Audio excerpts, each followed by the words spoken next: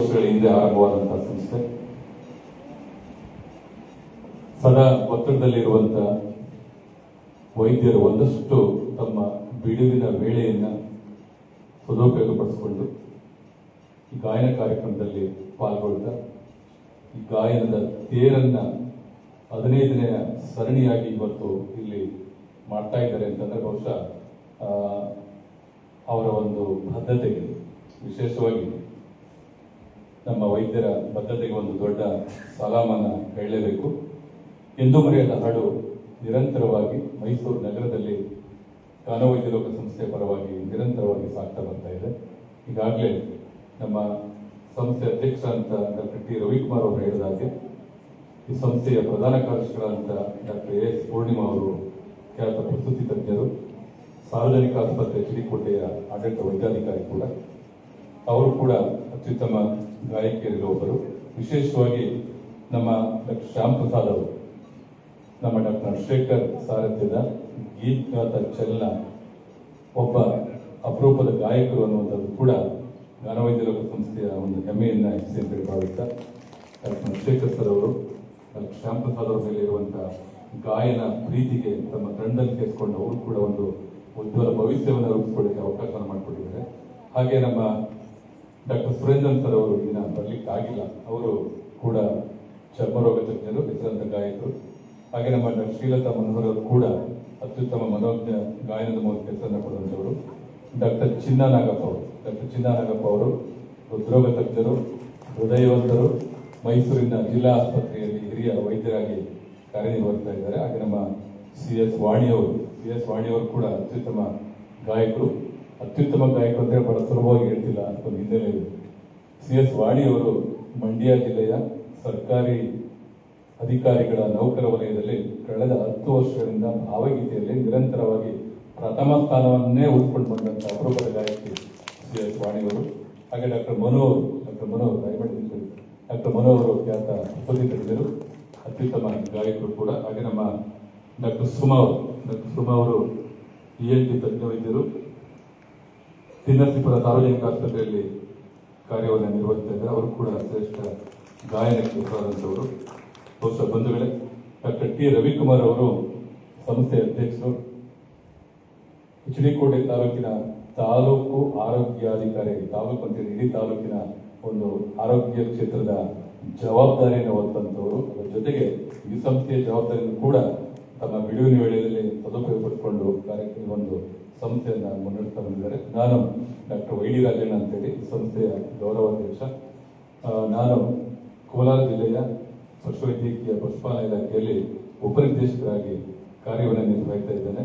ಈ ಹಿಂದೆ ಮೈಸೂರು ಜಿಲ್ಲಾ ಕನ್ನಡ ಸಾಹಿತ್ಯ ಪರಿಷತ್ತಿನ ಜಿಲ್ಲಾ ಅಧ್ಯಕ್ಷನಾಗಿ ಕಾರ್ಯವನ್ನು ನಿರ್ವಹಿಸಿದ್ದೇನೆ. ನಾನು ಕೂಡ ಉದಯೋನ್ಮುಖ ಗಾಯಕ ಅಂತ ಹೇಳ್ಕೊಂಡು ಇಷ್ಟಪಡ್ತೇನೆ. ಉದಯೋನ್ಮುಖ ಗಾಯಕ ಯಾಕೆ ನಾನು ಅದನ್ನು ಪರಿಚಯ ಮಾಡಿ ಅಂತಂದ್ರೆ, ಬಹುಶಃ ವೈದ್ಯರು ಹಾಡುವಾಗ ಅವರ ಹಿನ್ನೆಲೆ ನಿಮಗೆ ಗೊತ್ತಿದ್ರೆ ಆ ಒಂದು ಕಾರ್ಯಕ್ರಮ ಇನ್ನಷ್ಟು ಒಂದು ಶೋಭೆ ಅಥವಾ ಒಂದು ಮಹತ್ವ ಗೊತ್ತಾಗುತ್ತೆ ನಿಮಗೆ ಅಂತೇಳಿ ಪರಿಚಯವನ್ನು ಮಾಡಿಕೊಟ್ಟೆ. ಬಹುಶಃ ಎಲ್ಲ ಕಾರ್ಯಕ್ರಮದಲ್ಲಿ ಸಮಯವನ್ನು ಹೇಳ್ತಾ ಇರ್ತಾರೆ 5 ನಿಮಿಷ 10 ನಿಮಿಷ ಅಂತೇಳಿ, ಆದರೆ ಇದು ಮಾತನಾಡುವ ಸಮಯ ಅಲ್ಲ, ಹಾಡನ್ನ ಕೇಳುವಂತ ಸಮಯ, ಹಾಡುಗಳನ್ನು ಆಲಿಸುವಂತ ಸಮಯ. ಇದು ಗಾನ ರಸಿಕರಿಗೆ ಮೀಸಲಾದ ಸಮಯ. ಆ ಕಾರಣಕ್ಕೆ ಹೆಚ್ಚು ಮಾತುಗಳನ್ನ ಹೇಳದೆ ಸಮಾರಂಭದಲ್ಲಿ ಸಾಕಷ್ಟು ಮೈಸೂರು ನಗರದ ಗಣ್ಯರು ತಾವೆಲ್ಲ ಆಗಮಿಸಿದ್ದೀರಿ. ನಮ್ಮ ರವಿಕುಮಾರ್ ಸ್ವಾಗತವನ್ನು ಕೋರಿದ್ದಾರೆ. ನಮ್ಮ ಲತಾ ಬಾಲಕೃಷ್ಣರವರು ಇರ್ತಾರೆ, ಅವರು ಕೂಡ ಸ್ವಾಗತವನ್ನು ಬಯಸ್ತೇನೆ. ಹಾಗೆ ನಮ್ಮ ಗೀತಲಕ್ಷ್ಮಿ ಕಿಣಿಯವರು ಕೂಡ ಸ್ವಾಗತವನ್ನು ಬಯಸ್ತೇನೆ. ಹಾಗೆ ನಮ್ಮ ಹಿರಿಯ ಗಾಯಕಿ ಶ್ರುತಿ ಆಶಾ ನಾಯ್ಡು ಅವರು ಕೂಡ ಅವರ ಒಂದು ಬದ್ಧತೆಯನ್ನ ನಾವೆಲ್ಲ ಶ್ಲಾಘನೆ ಮಾಡಬೇಕು. ಪ್ರತಿಯೊಂದು ಸಂಗೀತ ಕಾರ್ಯಕ್ರಮವನ್ನು ಕೂಡ ವಿಶ್ಲೇಷಣೆಯನ್ನು ಮಾಡಿ ಅದನ್ನು ದಾಖಲೆ ಮಾಡುವಂಥದ್ರಲ್ಲಿ ಆಶಾ ನಾಯ್ಡು ಅವರು ನಿಜಕ್ಕೂ ಅವರ ಹಿರಿಮೆ ದೊಡ್ಡದು. ಇನ್ನು 2 ಮಾತು ಹೇಳಿ ನನ್ನ ಮಾತನ್ನು ಮುಗಿಸ್ತೇನೆ. ನಮ್ಮ ಈ ಕಾರ್ಯಕ್ರಮದಲ್ಲಿ ನಮ್ಮ ಎಂದಿನಂತೆ ಸಭಿಕರ ಸಾಲಿನಲ್ಲಿ ಕೂರುವ ನನ್ನ ಸಹೋದ್ಯೋಗಿ ಮಿತ್ರರಾದ ಡಾಕ್ಟರ್ ಚೆನ್ನೇಗೌಡ ಅವರು ಕೂಡ ಬಂದಿದ್ದಾರೆ.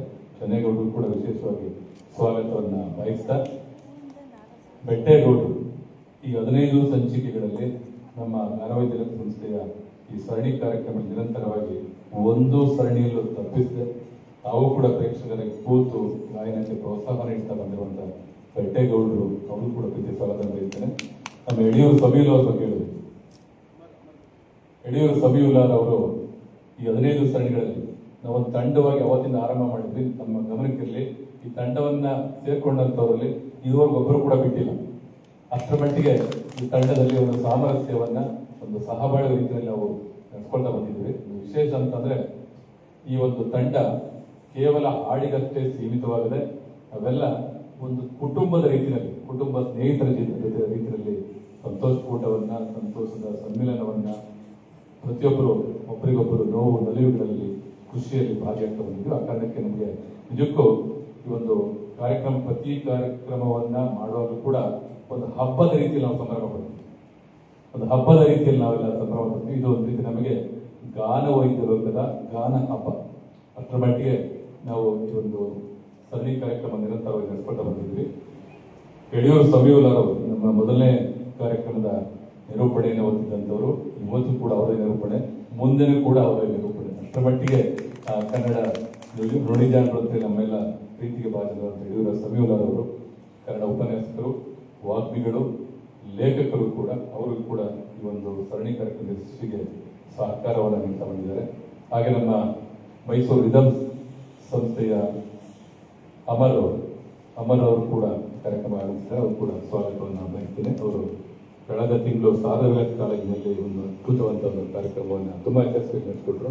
ಅಮರ್ ಅವರು ಕೂಡ ಎಲ್ಲ ಗಾನ ಪ್ರೇಮಿಗಳ ಪರ ಸ್ವಾಗತ ಬಯಸ್ತಾರೆ. ಹಾಗೆ ನಮ್ಮ ಡಾಕ್ಟರ್ ಪ್ರಕಾಶ್ ಅವರು, ನಮ್ಮ ಡಾಕ್ಟರ್ ಸುಮಾ ಅವರ ಪತಿ, ಅವರು ಕೂಡ ಖ್ಯಾತ ವೈದ್ಯರು ಹಾಗೂ ಗಾಯಕರು ಕೂಡ. ಅವರು ಕೂಡ ಪ್ರೀತಿಯಿಂದ ಸ್ವಾಗತವನ್ನ ಕೋರ್ತಾ, ಸಾಕಷ್ಟು ಹಿರಿಯರಿಂದ ತಾವು ಕೂಡ ಇದ್ದೀರಿ, ಇಲ್ಲಿಂದ ಕರೆಕ್ಟಾಗಿ ಕಾಣ್ತಿಲ್ಲ, ತಮಗೂ ಕೂಡ ಪರೋಕ್ಷವಾಗಿ ತಮ್ಮ ಭಾಗವಹಿಸುವಿಕೆಯನ್ನು ಅತ್ಯಂತ ಪ್ರೀತಿಯಿಂದ, ನಮ್ರತೆಯಿಂದ ತಮ್ಮನ ಈ ಕಾರ್ಯಕ್ರಮಕ್ಕೆ ಮತ್ತೊಮ್ಮೆ ಸ್ವಾಗತವನ್ನು ಬಯಸ್ತೇನೆ. ನಮ್ಮ ಡಾಕ್ಟರ್ ರವಿಕುಮಾರ್ ಅವರ ಆಪ್ತ ಬಳಗದ ಬಹಳ ದೊಡ್ಡ ದಂಡೆ ಇಲ್ಲಿದೆ. ಅವರನ್ನು ಕೂಡ ವಿಶೇಷವಾಗಿ ಕಾರ್ಯಕ್ರಮಕ್ಕೆ ಸ್ವಾಗತವನ್ನು ಕೋರ್ತೇನೆ.